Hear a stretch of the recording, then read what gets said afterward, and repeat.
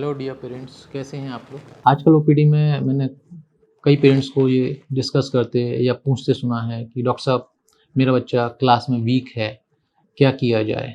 कुछ brain supplements दें या खाने में क्या क्या दे सकते हैं जिससे दिमाग बच्चों का तेज हो, बच्चे क्लास में इंटेलिजेंट हो। तो इसमें कोई बुराई नहीं है, कॉम्पिटिटिव ज़माना है, हर आदमी हर पेरेंट्स चाहते हैं कि उनके बच्चे क्लास में अच्छी पोजीशन होल्ड करें और बच्चे आगे चल के जब अच्छा उनका दिमाग तेज चले और बच्चे आगे चल के अच्छे अपने करियर में ग्रोथ करें। तो मैंने सोचा कि इस पे एक छोटा सा वीडियो बना के आपसे डिस्कस करें कि बच्चों को हम होम रेमेडीज़ के थ्रू या ऐसा घर में क्या बच्चों को खिला सकते हैं जिससे बच्चों के दिमाग में अच्छा डेवलपमेंट हो, बच्चों का दिमाग तेज चले। So friends, American academy of paediatrics मान लें, WHO मान लें या इंडियन एकेडमी ऑफ पीडियाट्रिक्स मान लें, सबका कहना ये है जिन खानों में vitamins, minerals, choline, iron, flavonoids या लाइकोपिन की मात्रा ज़्यादा है, वो सब फ्रूट्स या वो सब खाने, ग्रेन्स, जिन या मान के लोग वेज नॉन वेज जो भी खाने के आइटम्स हैं, ये अगर हम अपने डाइट में ज़्यादा से ज़्यादा शामिल करेंगे तो बच्चे के ब्रेन डेवलपमेंट में बहुत अच्छा फ़ायदा होता है। सो सबसे पहले हमें ये समझना पड़ेगा कि कब से चालू करना है। तो देखो, आपको पता है कि 6 महीने तक तो सिर्फ बच्चे को माँ का दूध ही पिलाना है।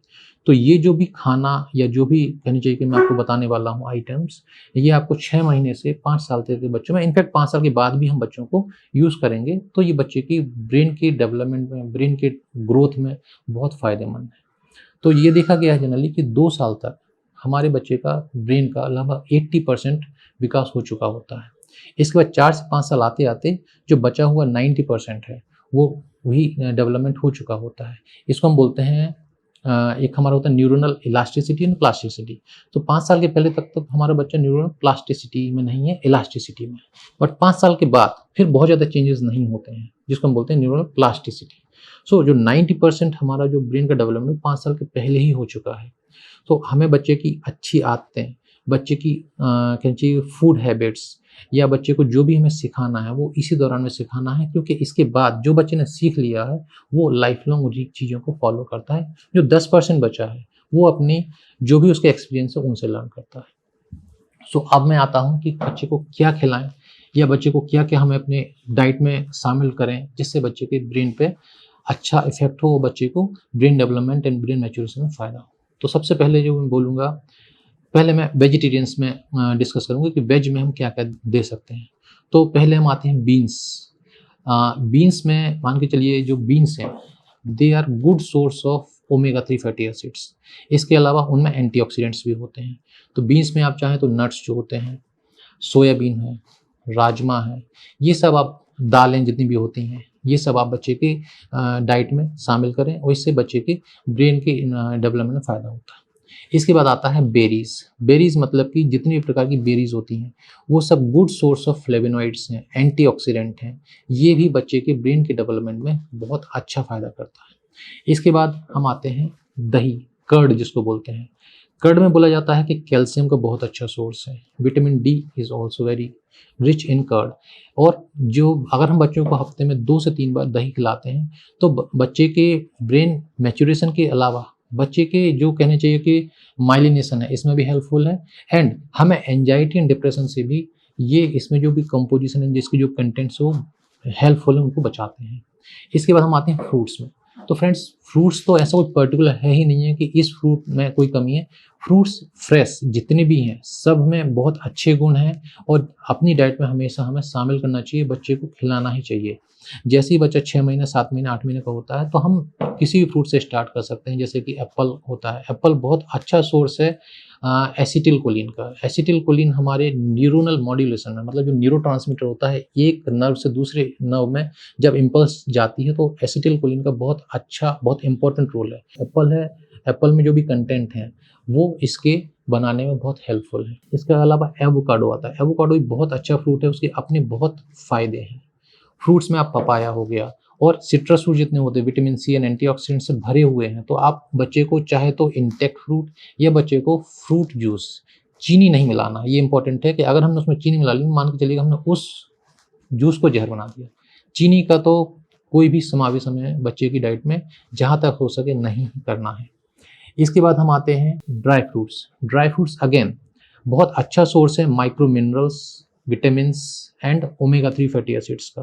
ओमेगा 3 फैटी एसिड जैसे कि अल्फा लाइनोलिक एसिड, जो कि हमारे जो फ्लैक्स सीड्स हैं उनमें पाया जाता है। इसके अलावा DHA एंड इकोसा पेंटेनोइक एसिड, जी ये सब बोलते हैं, जो EPA बोलते हैं। तो ड्राई फ्रूट्स का आप चाहो तो पाउडर, या आप चाहो तो इंटेक्ट, काजू, बादाम, पिस्ता, अखरोट। अखरोट अगेन आप खुद भी देखते हैं कि अखरोट का जो शेप होता है ब्रेन के जैसे ही होता है, तो उसमें बहुत अच्छा सोर्स है ओमेगा 3 फैटी एसिड्स का, जो कि हमारे ब्रेन के मैच्योरेशन में एंड ब्रेन के जो भी नर्व कंडक्शंस हैं उनमें बहुत हेल्पफुल है। इसके बाद हम आते हैं तो जो ग्रीन लीफी वेजिटेबल्स हैं, ग्रीन लीफी वेजिटेबल्स में बहुत अच्छा लाइकोपीन है, फ्लेवोनॉइड्स हैं। इसके अलावा ग्रीन लीफी वेजिटेबल्स में आयरन बहुत है। सो आयरन हमारे जो ब्रेन में हिप्पोकैम्पस होता है, हिप्पोकैम्पस में memory generation, short to long term memory का जनरेशन होता है एंड लॉन्ग टर्म मेमोरी बहुत समय तक रहती है। तो आयरन हिप्पोकैम्पस की ग्रोथ के लिए बहुत इंपॉर्टेंट है, उसके मॉड्यूलेशन के लिए, उसके वर्क करने के लिए बहुत इंपॉर्टेंट है। आयरन इटसेल्फ प्रिवेंट या हमें बचाता है किससे? एनीमिया से, खून की कमी से। तो अगर हमारे शरीर में खून की कमी है तो हमारी इम्यूनिटी कमजोर है, तो आयरन अगेन हमें वहाँ पे भी बहुत हेल्पफुल है। इसके बाद हम आते हैं तो घी। घी बहुत अच्छा सोर्स है। Ghee is a good source of saturated fatty acids, mono unsaturated fatty acids like oleic acid and PUFA poly unsaturated fatty acids, तो हमें बच्चों को जरूर देना चाहिए। इसके बाद हम आते हैं ग्रेन्स। ग्रेन्स उसमें भी अगर हम बोले तो होल ग्रेन्स। होल ग्रेन्स मतलब कि क्या होता है, जैसे कि जो चावल है, चावल का ऊपर का छिलका नहीं निकालना है। जो हमारे तिल होते हैं, या इसके अलावा जो हमारे ओट्स होते हैं, बार्ले है, राई है, गेहूं है, तो इनकी जो छिलका होता है, आइडियली छिलका को निकालना नहीं चाहिए। इसको पीस के हमें बच्चे को इसी की ही रोटी खिलानी चाहिए। तो इसमें क्या होता है कि जो माइक्रो मिनरल्स हैं, विटामिन्स हैं, ये बहुत भरपूर मात्रा में है। राइस में ये बोला जाता है कि आजकल व्हाइट राइस का थोड़ा सा प्रचलन कम है, तो आप चाहो तो बच्चे को ब्राउन राइस दे सकते हो। अब हम आते हैं, थोड़ा सा शिफ्ट होते हैं कि एग्स, जैसे जो भी घरों में या जो एगिटेरियन है, अगर एग का प्रचलन है तो आप बच्चे को एग दे सकते हो। एग एक कंप्लीट फूड है। एग में कोलिन है, एग में विटामिन के का अच्छा सोर्स है। कोलिन आपके नर्व कंडक्शन में एंड जो मॉड्यूलेशन ऑफ नर्व इम्पल्सेस में बहुत फायदेमंद है। इंपॉर्टेंट चीज़ है कि एग देते समय एग को आपको दिन में दें तो ज़्यादा अच्छा रहता है, क्योंकि एग पचने में थोड़ा सा समय लेता है। 3 से 4 साल के बच्चे को आप 1 एग दे सकते हो, 4 साल से ऊपर के बच्चे को आप 2 एग भी दे सकते हो। एग को बॉयल करके दें, कच्चा दें, सभी प्रकार से फायदा करता है। तो आप एग को जरूर अपने डाइट में शामिल करें अगर घर में एग खाया जाता है तो। इसके बाद red meat. Red meat again very good source of some amount of fatty acid which are biologically very important and biologically good। तो जिन घरों में नॉन वेज खाया जाता है तो आप वहाँ पे रेड मीट का उपयोग करें, बहुत अच्छा सोर्स है। गुड से अमाउंट ऑफ या गुड फैटी एसिड जो होती हैं पूफा, उनका बहुत अच्छा सोर्स।